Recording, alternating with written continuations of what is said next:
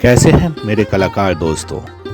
स्वागत है मेरे इस YouTube चैनल पे जिसका नाम है आर्ट यूनिवर्स।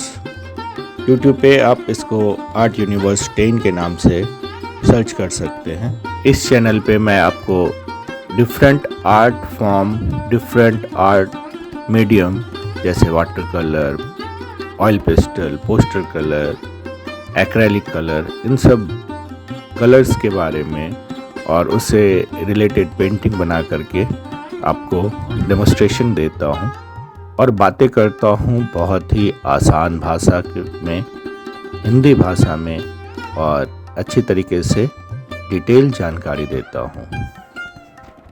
तो चलिए आज का ये पेंटिंग स्टार्ट करते हैं। इस पेंटिंग में मैं एक लैंडस्केप बनाने जा रहा हूँ जो कि अभी मैं कुछ दिन पहले मिरिक घूम के आया हूँ।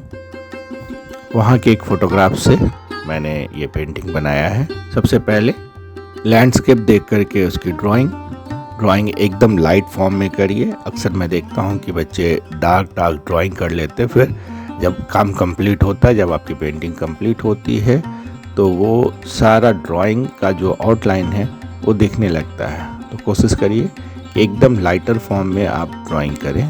ड्राइंग के कंपोजिशन में ये ज़रूरी नहीं है कि आपको जो सामने दिख रहा है आप हूबहू वो बनाएं।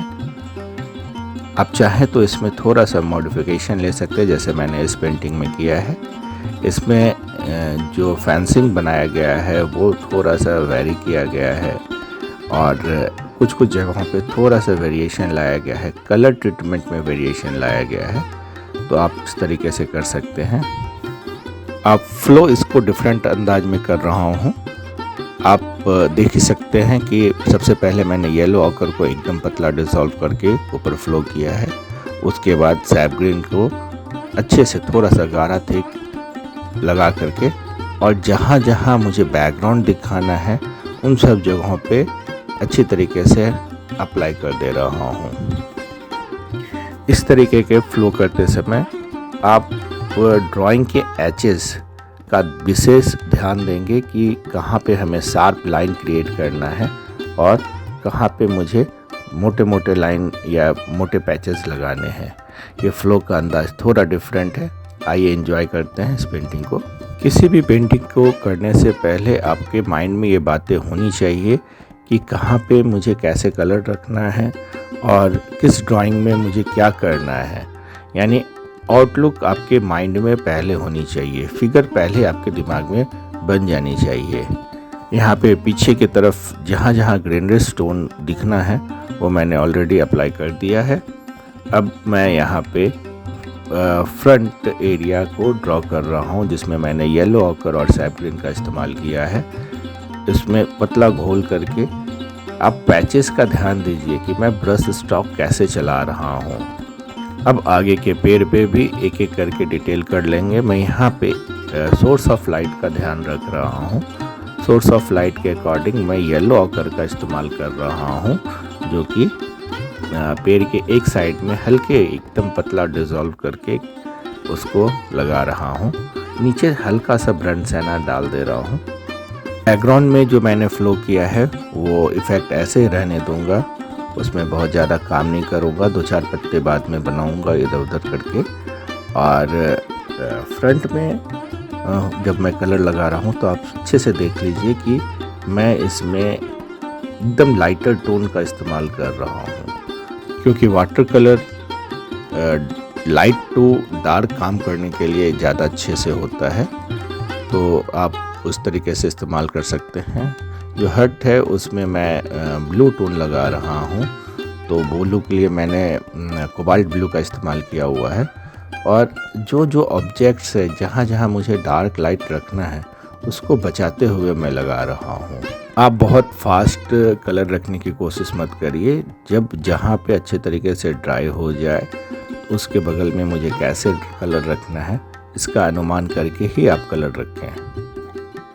आसपास सफाई बनाए रखें, नेचर को ग्रीन और क्लीन बनाए रखें, गंदगी ना फैलाएं और नेचर को एंजॉय करें। अम्ब्रेला में मैं डिफरेंट कलर रख रहा हूँ जिसमें कि थोड़ा सा ग्रीन है, लाइट येलो है, उसके बाद थोड़ा मैं पिंक रखूँगा, थोड़ा पर्पल रखूँगा। तो आप जब कलर रखें तो इस बात का ध्यान रख कर के रखें कि एकदम फ्रेश कलर रखें इस तरीके के ऑब्जेक्ट में। रूफ में जो कि हट का जो रूफ है उसमें मैं पर्पल टोन लगा रहा हूँ। इमेज में ये टीन का रूफ बना हुआ था तो वो ग्रेइश था, लेकिन मैं इसमें पर्पल रख रहा हूँ। कलर का सिलेक्शन आप अपने अंदाज के अनुसार से कर सकते हैं। वाटर कलर जब भी आप करें तो आप कोशिश करें कि टेप का इस्तेमाल करें और अच्छी क्वालिटी का पेपर का इस्तेमाल करें। आप अच्छी क्वालिटी का पेपर का इस्तेमाल करेंगे तभी आपका वाटर कलर का जो फ्लो है और जो वाटर का एब्जॉर्बेशन है वो प्रॉपर हो पाएगा। अदरवाइज़ आप अगर चार्ट पेपर पे करते हैं या सिंपल कोई ड्राइंग कॉपी पे करते हैं तो उस पेपर का इस्तेमाल में आपको थोड़ी परेशानी आएगी। जिस जगह पे ड्राई हो चुका है उस जगह पे मैं पैचेस लगा रहा हूँ। पैच के लिए मैं डार्क टोन का इस्तेमाल कर रहा हूँ, तो कोबाल्ट ब्लू के जगह पे ही कोबाल्ट ब्लू का ही डार्क टोन, अगर ज़रूरत हो तो ब्लैक लगाएं। जैसे विंडोज़ और डोर में मैं कोबाल्ट ब्लू और ब्लैक मिक्स करके डार्क टोन लगा रहा हूँ।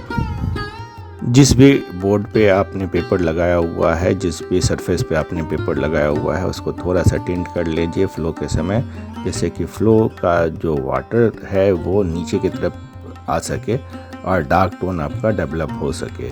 एक एक पॉइंट को अच्छी तरीके से डिटेल करते चलिए। कोशिश करिए कि जो पीछे वाला हिस्सा है, जो दूर वाला हिस्सा है, उसमें पहले काम कर लें। तो अगर किसी तरीके का हल्का फुल्का मिस्टेक भी होगा तो आप उसको मैनेज करते हुए आगे बढ़ पाएंगे। एक एक शेड एंड लाइट पे आप अच्छे तरीके से गौर करिए और पैचेस पे गौर करिए कि मैं कहाँ पे किस तरीके का स्ट्रोक लगा रहा हूँ, कहाँ पे लेफ़्ट टू राइट, कहाँ पे अप एंड डाउन ब्रशेस चला रहा हूँ। तो जब आप इस चीज़ को अच्छे से मेंटेन करेंगे तो आपका काम खुद ब खुद बहुत अच्छे से खूबसूरत हो जाएगा, अच्छा दिखने लगेगा। जहाँ ज़रूरत हो वहाँ हम डार्क टोन का इस्तेमाल करेंगे। जिस पॉट में आप पानी लेकर के ब्रश धो रहे हैं, ध्यान रखिए कि वो पानी बहुत ज़्यादा गंदा ना हो जाए और आप कोशिश करिए कि 2 डिफरेंट पॉट में आप पानी लेकर के बैठे। अगर गंदा हो जाए तो उसको अनदर पॉट को यूज़ कर सकें आप। साथ ही साथ आप अपने हाथ के क्लीननेस पे विशेष ध्यान रखें। हाथ में अगर कोई भी तरीके का कलर लग गया है तो वो आपको पेंटिंग को कहीं न कहीं से वो जा कर के वहाँ ट्रांसफ़र हो जाएगा। तो उस चीज़ पे आपको कंट्रोल रखना है। बार बार अपने हाथ को चेक करते रहिए कहीं कुछ लगा तो नहीं है। अम्ब्रेला में मैंने ऑलरेडी लाइट कलर लगा दिया था, अब उसमें थोड़ा सा उसी कलर का डार्क पैचेस लगाने की बारी है। उसके लिए मैं क्रिम्सन यूज़ कर रहा हूँ, पर्पल यूज़ कर रहा हूँ, येलो यूज़ कर रहा हूँ और ग्रीन यूज़ कर रहा हूँ। ब्रश का सिलेक्शन आप अपने इच्छा अनुसार से करिए, जो आपको आपके हाथ को कंफर्ट लगे और सिचुएशन के अकॉर्डिंग करिए। जैसे कि अगर हम छोटे जगह पे कर रहे हैं तो छोटे ब्रश का इस्तेमाल करिए, बड़े ब्रश का इस्तेमाल फ्लो के लिए करिए। हर बच्चे ये पूछते हैं कि आप किस साइज़ के ब्रश का इस्तेमाल कर रहे हैं, तो ब्रश मायने नहीं रखता कि आप किस साइज़ का कर रहे हैं और किस क्वालिटी का कर रहे हैं। क्वालिटी मतलब आपका कोई महंगा ब्रश हो ये ज़रूरी नहीं है। ब्रश आपका पॉइंट प्रॉपर बनना चाहिए। पॉइंट अगर बन रहा है तो वो महंगा हो या सस्ता हो, उससे कोई मतलब नहीं होता। आप बस उसका परफेक्ट पॉइंट बन जाए, कलर को परफेक्ट पिक कर सके, उसके बाद आप काम कर सकते हैं। आप अपने कंफर्ट के अकॉर्डिंग ब्रश का इस्तेमाल कर सकते हैं। तो इस तरीके से आपकी पेंटिंग लगभग कंप्लीट होने को है। जाते जाते चैनल को सब्सक्राइब कर लीजिए, लाइक बटन दबा दीजिए और अपने दोस्तों, अपने मित्रों के साथ साझा करें। एक नॉलेजेबल वीडियो लेकर के आता रहता हूं जो आपके पेंटिंग स्किल को डेवलप करने में मदद करता है। आपकी तरफ से कोई क्वेरीज हो तो कमेंट सेक्शन में ज़रूर लिखें। आपको किसी तरीके की परेशानी हो रही हो तो कमेंट सेक्शन में आप मुझसे कमेंट करके पूछ सकते हैं, मैं एक एक का रिप्लाई ज़रूर करता हूं। आपको किसी खास मीडियम की जानकारी चाहिए होगा तो भी आप मुझे कमेंट सेक्शन में लिखें, मैं उस तरीके का वीडियो बनाऊंगा और आप तक पहुंचाने की पूरी कोशिश करूंगा। Thank you for watching. जय हिंद, जय भारत।